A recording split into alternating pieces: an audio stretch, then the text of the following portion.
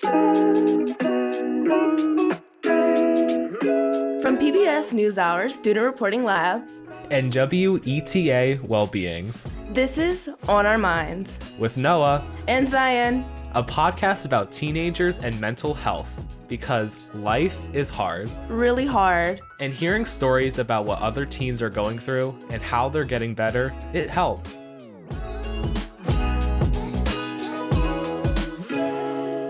A note before we get started. Today we're going to be talking about anxiety and depression. If you or someone you know needs help, we have a list of resources at studentreportinglabs.org/mental health resources. If anxiety and depression are triggering topics, we recommend you skip this episode or listen with a trusted adult. So how are we doing today, Zion? I'm doing pretty... Let's do that again. So, how are you doing today, Zion? I'm doing pretty good. How are you, Noah? You know, I'm really good today. I've had a rough few weeks, the past few weeks, but today's exceptional. That's good. I'm glad it's getting better. Yeah. Let's just get down to things. How do you describe this podcast to your friends? I kind of just tell them that it's a podcast about mental health from a teen's perspective, explaining the world through teen eyes, if you will. Yeah. Not only does this podcast contain what's on our minds, but it contains what's on minds of students all around the country who are part of the Student Reporting Labs network. It gives teens advice from professionals that they can use in their everyday life and make a difference, improve their mental health if needed. There's a lot on our minds. Let's hear what some teens have to say about what they're going through. Probably a worse person now than I was before the pandemic. I can't go without 5 minutes without being on my phone. Communicating through the screen, through Zoom, it creates anxiety, creates anger, loneliness, fatigue. It didn't feel like school to me. I felt like, well, this is my senior year. This isn't school. I'm not learning anything. Why show up? I think the pandemic affected me the most was mainly through sports, because there was a solid 8 months where we just had no sports, no hope. And I think that's one thing that adults have really struggled to understand is it's very overwhelming in this time just to exist. The teachers always tell you if you're worried for someone, come talk to the counselors. No one wants to talk to the counselors. Mental health is something that a lot of people want to hide. They're ashamed of. I was ashamed of it for a long time. Just up until recently, I realized that I'm not the only one going through it. I think we've all been ashamed of our mental health at one point in our lives. You know, I can remember just sitting in my room being depressed for absolutely no reason and just wanting to hide it because I had no idea how others were going to react. Yeah, I feel like we think it's I'm feeling this way and it's not right to feel this way. I don't like crying. I won't cry because for some reason I feel like it's not okay to cry. I don't know why. Yeah, same with me. Yeah. It's weird. It's what's wrong with crying, you know? Being vulnerable is part of life. And I think it helps us grow because we're kind of tapping into a part of ourselves we wouldn't normally show other people. And that's why we took the opportunity to be hosts for this podcast, because we really think that the stigma behind mental health needs to be softened. Yeah. I always wondered why there was such a stigma about mental health. To get some answers, I talked to Dr. Hina Talib. She's a pediatrician and adolescent medicine specialist at the Children's Hospital at Montefiore in New York. And Dr. Talib can hopefully give us some insight on what mental health actually is before we dive into some student stories. Hi, Dr. Talib. Thanks for taking the time to meet with me today. How are you? I'm doing well. Thank you for making the time to talk about something so important. So how does mental health differ from mental illness? Sometimes those terms get confused, and honestly, I don't really know the difference. So could you please explain? Absolutely. So, mental health is sort of having the ownership, the agency, the ability to affect the world around you in a healthy, positive way. But a mental illness is when that is challenged in some way, not challenged in just stress, but challenged in a way that is more heavy and that needs help and there is help for it. So, like, how do we know the difference between having a mental illness and just being like sad or nervous or just, stressed out about the circumstances of the pandemic? That's probably the heart of what everybody struggles with on the inside is this normal? Is this feeling normal? And when is it a little bit too heavy? And so if we take the case of anxiety, for example, if you're feeling anxious all the time, whether there's a test or not a test, or, another stressor that you have to give a speech or that you have to do something for your family, then if you're always feeling anxious or dread or worried, or we like to say like hypervigilant, like scanning your environment, like feeling if you can feel safe or feeling if you feel comfortable, that's a sign that maybe it's a little on the balance of being something that you want to talk about and get more help about. And then lastly, sometimes you can have, and this is why I think mental health and physical health, we shouldn't always think of it as so separate, because sometimes your body starts to feel things like headaches or feeling like I'm not hungry, I just don't want to eat, or you have pains in your other parts of your body, or you feel a little nauseous. There are all these feelings that you can have in your body that also could be signs that something is going on that might be a little bit more serious than just feeling a little bit stressed. So I know, like, for me, if I'm like stressed out or whatever, like my neck will start hurting like really bad. And yeah, so I see what you're saying, how it can become physical.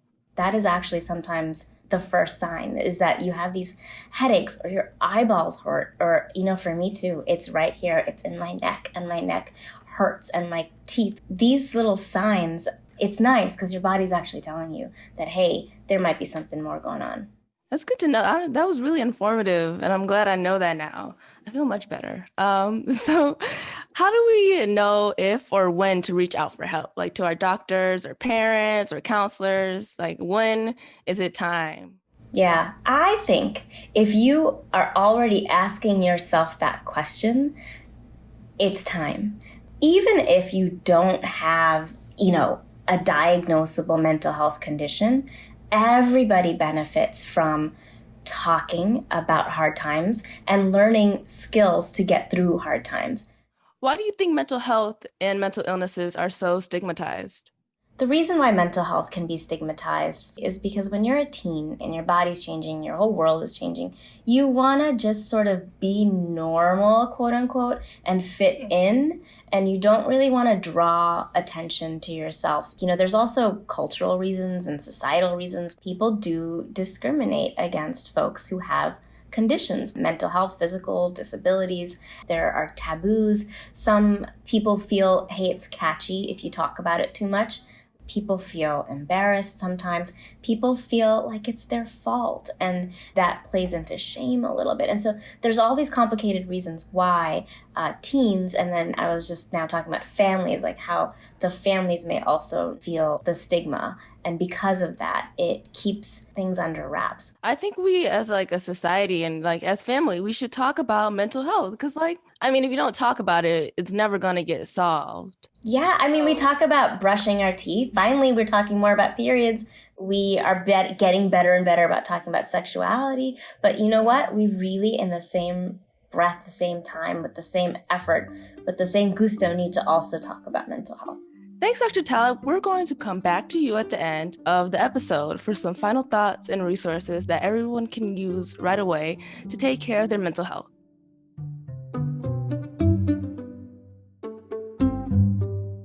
I think one of the reasons why mental illness is so stigmatized is because we don't often put a name to disorders in conversation. We often say things like, oh, that person's going through a hard time, instead of just plain out saying that, oh, they're diagnosed with anxiety disorder or they have bipolar disorder, stuff like that. Yeah, I agree with that. We really don't talk about the actual diagnosis. We kind of just brush it aside or, Yeah. And if we would just say the terms, then people would know what's going on. This leads us into our first student story, which is from Nicholas, who attends the FV Pankow Center in Clinton Township, Michigan. Which is my school, by the way. Shout out to Mr. Kaufman. We wanted to play Nicholas's story first since he deals with something very common, and that's social anxiety. Yeah, a lot of people probably feel socially anxious or uncomfortable at times. But if your shyness leads to avoiding new experiences or limiting interactions with new people, it can lead to social anxiety disorder. A 2016 study by the National Institute of Mental Health found that around the age of 13, social anxiety disorder emerges in approximately 12% of teenagers who identify as shy. Here's Nicholas talking about his experience.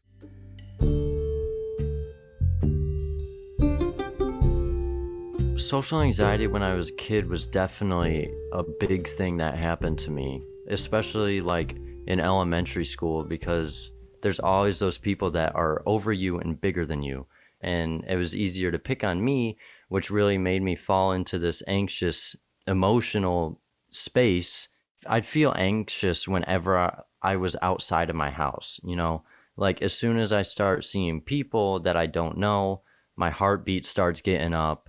I start getting sweaty, nervous and everything. And as you get bullied more and more, it makes you more anxious to do the things that you like to do because you want to keep up to other people's standards. And so as I transitioned on to middle school, now I'm the smallest person again, right? I felt like I was at the low of lows.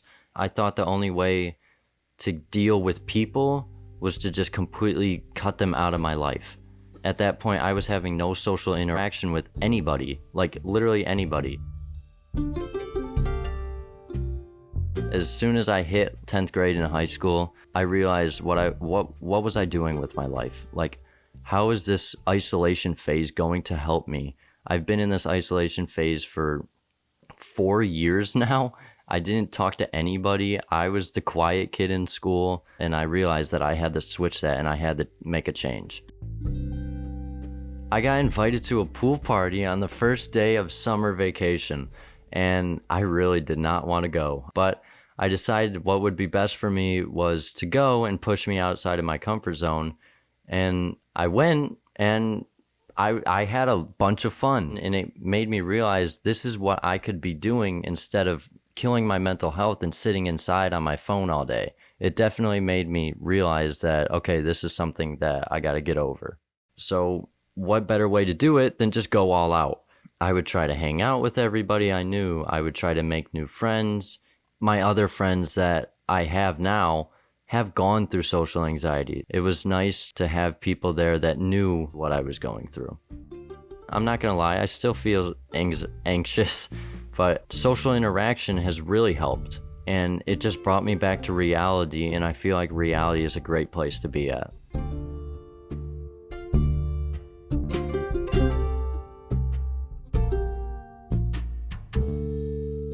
You know, I relate a lot to Nicholas's story.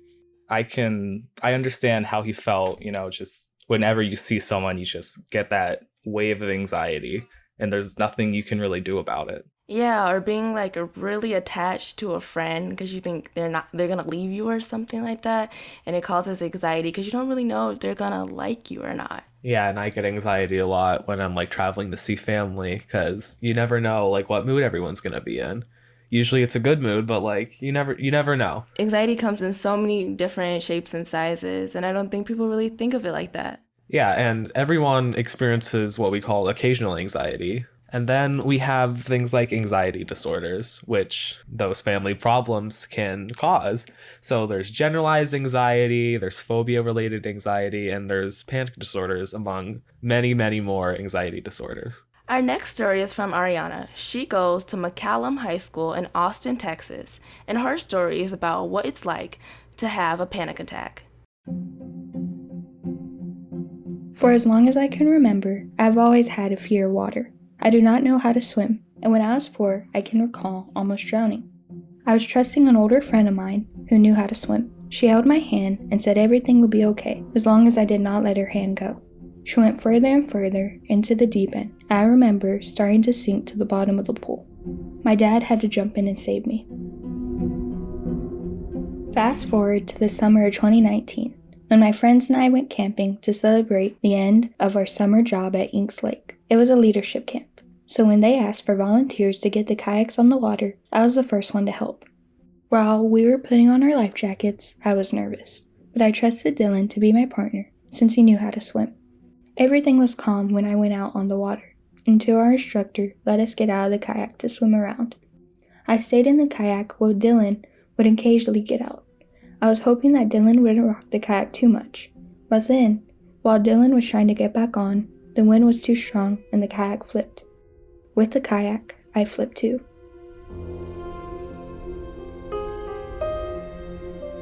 I went deep into the water, and I remember panicking. I couldn't breathe, and I tried to grab onto the flipped kayak. My glasses were long gone, so I couldn't see. Luckily, Christian and our instructor were able to come to my aid and help me get back onto the kayak, but I was having trouble breathing. My heart was racing and my head was pounding. I couldn't focus on anything around me. I saw people talking to me, but I could not understand what they were saying. I was crying and I couldn't control myself.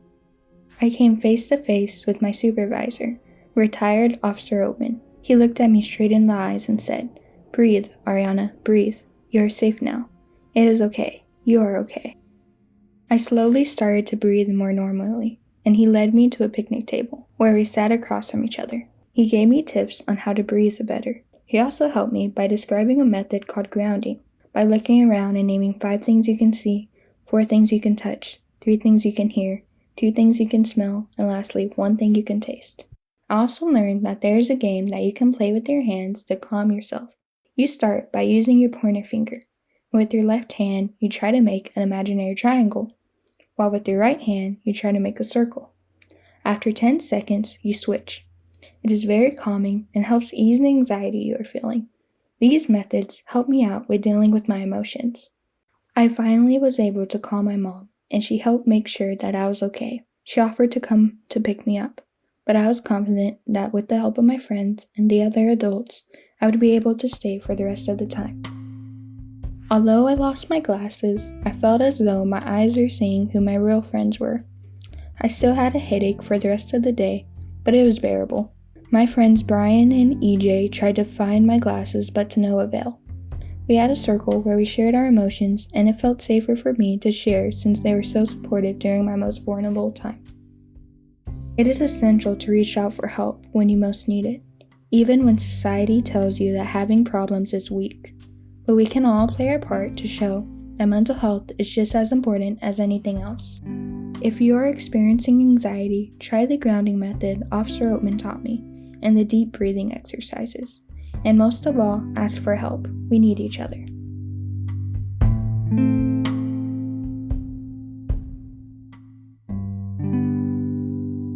I'm so glad Ariana had people around her who helped her through that situation. I'm sure she was terrified. That must have been like a really, really terrifying experience to go through.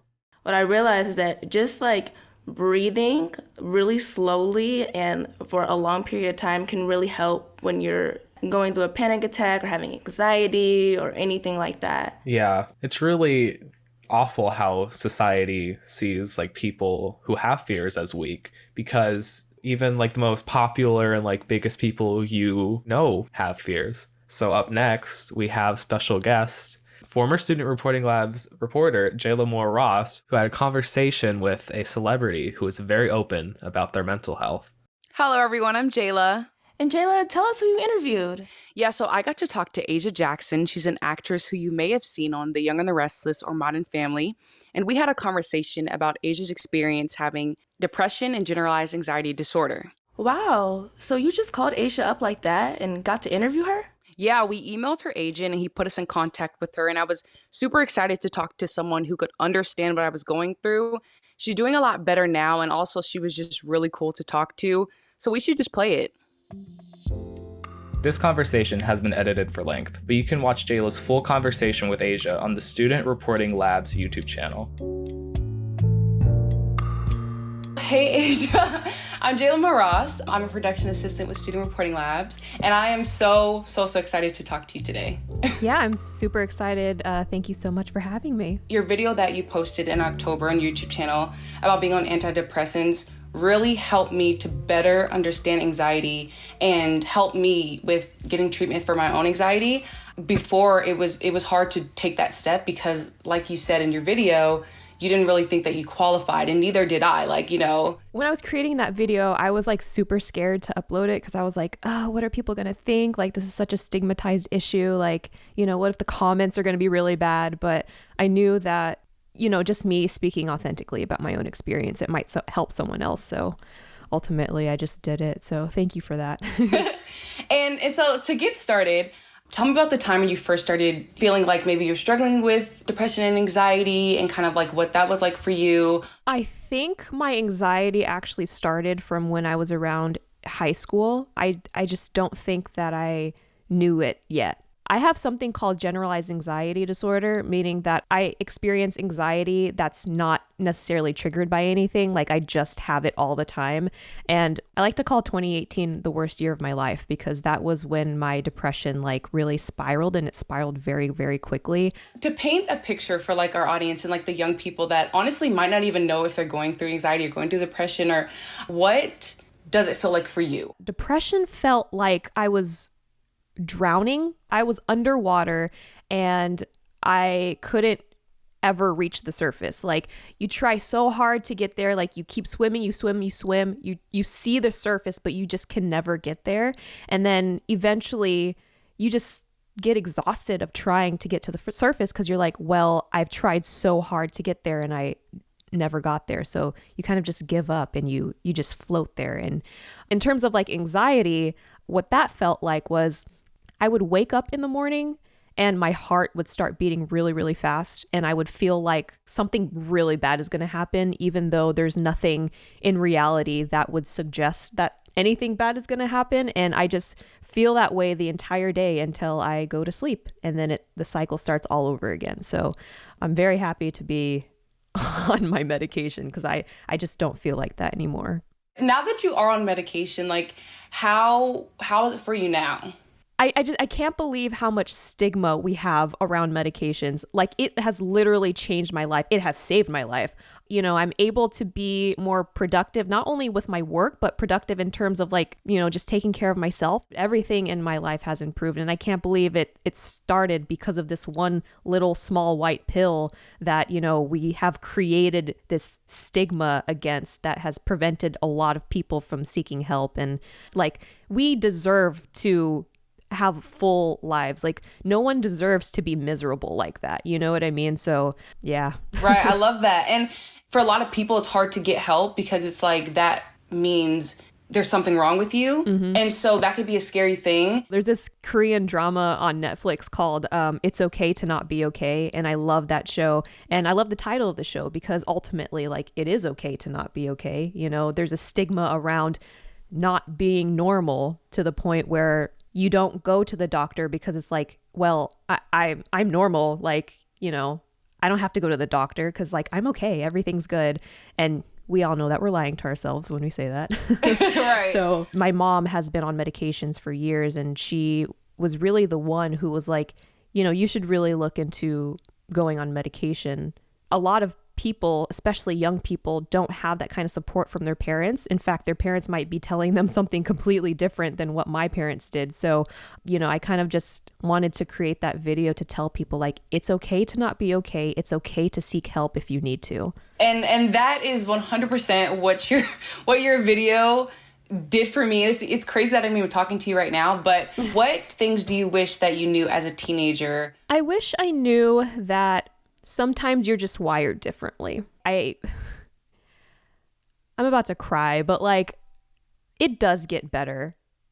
As long as you know that it can get better, it will. And, you know, I spent the past few years thinking that life was always going to be this way and life was always going to be this miserable and terrible. And then, you know, I went to therapy and it got a little bit better. And then I went on medication and it got so much better. So life is so impermanent.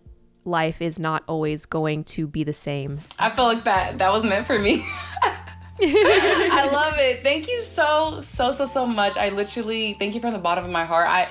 That really did help a lot, even with the stuff that I'm going through right now. Yeah, I'm so happy to hear that, and I'm really, really glad that you went and sought help because you deserve to live a joyful and beautiful life.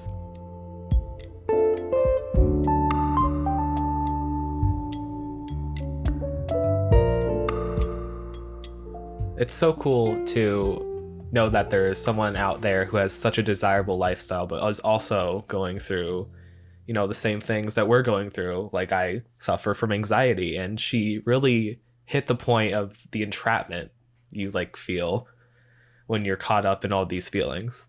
So thank you so much for sharing Asia's story with us, Jaylah. Yeah, I felt so honored that I got to interview her and share her story with our listeners. We're going back now to Dr. Tala. We previously shared with her these stories. Hi again, Dr. Talib. Hello. We heard Asia Jackson say she does much better on medication. As a doctor, how do you determine if medication is right for someone? It's hard to say exactly in an easy way when somebody needs it and when somebody doesn't. Often we start with a little bit of talk therapy, but if that isn't working, then we need to add something on, because the goal of treating a mental health condition like anxiety, which is so treatable, is to make it much, much better, not just a little bit better. Both Nicholas and Ariana mentioned some tactics that help them deal with social anxiety or panic attacks. Do you have any other suggestions for young people who may be feeling anxiety? Those mind tricks that we heard earlier today can be helpful. The key thing that I'd like to say about coping mechanisms or coping skills or grounding techniques is that what works for somebody may not work for another. And so you just have to play around with these and find the ones that work for you, and then keep that list in your mind or in a notepad on your phone. These are the 3 things that work for me, that in the moment, when I feel stress or when I feel panic or when I feel low, these are the 3 things that I'm going to do. And for some people, it might be just wherever you are, stand up and open a window and feel the cool air, or open a fridge and feel the cool air. And for some people, it's the breathing, which you can do literally anywhere. Or it might be, I'm going to call my mom, or a friend. But whatever your favorite coping tricks are, figure them out, find them, hold them dear, and use them. And the more you use them, the more helpful it becomes. It's like a muscle, and it's like a skill that will get better and better. And then, I'd like to say, again, for the more serious anxiety disorder or potentially depression, depending on what's going on, medication, because the evidence is there to support their use for it to be safe. And they can be so very effective, and especially for anxiety disorders. Like, if you break your leg, you're going to take, medication. So it's like, you can take it for your mind as well. I mean, I feel like maybe your mind is maybe just a little bit more important than your leg, but I don't know. That's just me, though. That's so well said. Your mind, let's not say that to an orthopedic surgeon, but your mind is really important. I think I agree with that. Okay, so as we wrap up, is there anything you would like to say to our listeners? I think of that book from when we were little, the We're Going on a Bear Hunt, and I think about that part where it's like, we can't go over it, we can't go under it, we have to go through it. And I think of that sometimes when I'm thinking about anxiety in particular, but really all health conditions, so both mental health and physical health, we have to just sort of face it. And so getting treatment, talking about it earlier is always going to be better for the long run. When you're a teenager, the treatments actually work better. And so it's a good time to focus on these conversations, and we have to just go through it. So let's go through it, but you're not alone. There's hope for things to get better. Thank you again, Dr. Tala, for talking with me and taking the time to just discuss these very important topics about mental health and how we stop stigmatizing it. I really do appreciate it. You are so welcome. Thank you for speaking with me today and getting the message out that mental health is health.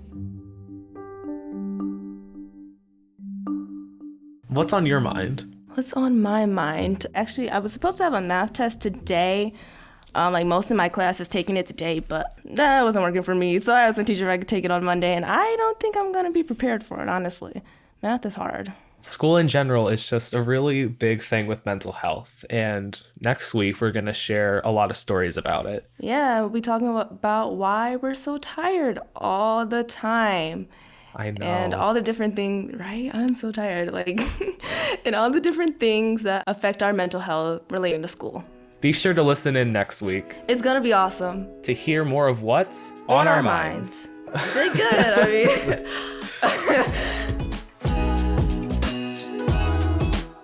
To Today's stories were produced by Nicholas from FV Pankow Center in Clinton Township, Michigan, with help from my awesome teacher, Michael Kaufman.